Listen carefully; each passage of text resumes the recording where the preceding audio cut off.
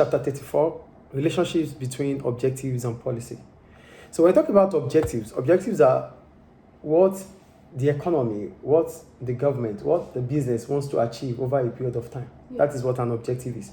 Then when we talk about policies are set of ideas that we need to put together to take a decision. Do you get what I'm saying? Yeah. So for policy, it's an idea that is used as a basis of making decision. So that decision we're going to make will lead to reaching that objective. Do you get it? So there's difference between objectives and policy. For policy, there are a set of ideas that we put together to make a decision. Maybe in economics, in politics, that is what policy is.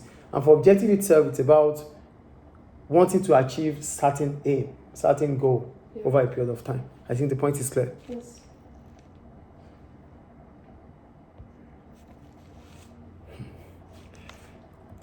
Today is summer. We'll move on.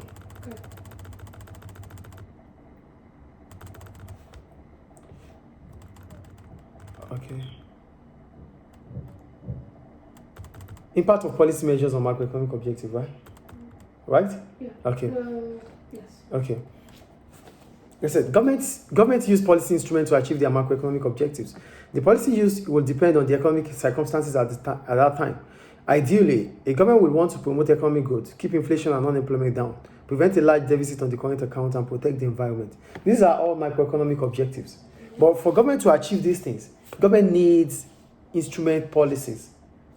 Government needs certain tools so that these things can be achievable. So those tools are policies. I think the point is clear there.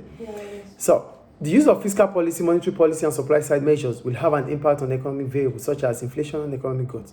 However, because there are both positive and negative effects of using different policies, it is often difficult for the government to achieve its macroeconomic objective. For example, the use of contractionary fiscal policy to reduce inflation in the economy may increase unemployment. If the government cuts expenditure on social care, for example, fewer social workers will be required. This suggests that governments may have to accept trade-offs between macroeconomic objectives. For example, a government may have to tolerate high levels of inflation if it wants lower level of unemployment. So, whatever government objectives are, there's always a trade-off. Why? Because in the course of trying to achieve one objective, it might bring about not achieving the other objective. Yeah. That is what they are saying here. So they are making an example of unemployment and inflation. If government wants to reduce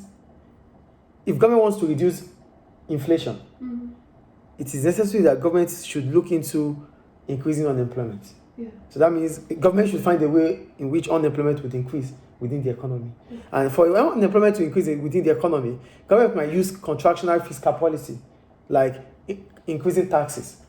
So when taxes on profit is increased, or when income tax is increased, for income tax, when it is increased, people do not have that incentive to work more. Yeah. So they stop working, they might leave jobs. Yeah. Unemployment will increase. Or an increase in profit corporation tax. Yeah. If profit in corporation tax increases, profits for firms would reduce. As a result, they won't be able to expand. Yeah. And if they are not expanding, they don't need any worker. They won't employ more workers.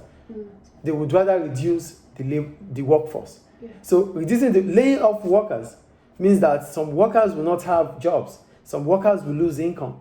Then unemployment would have increased. Inflation would have fallen because those that do not have income would not have the opportunity to spend. So do you see how it works now? Yeah. If government wants unemployment to reduce, then inflation might have to rise. Because if a fall in unemployment increases disposable income, because income would increase for people. Yeah. And if income increases, aggregate demand would increase, inflation would rise.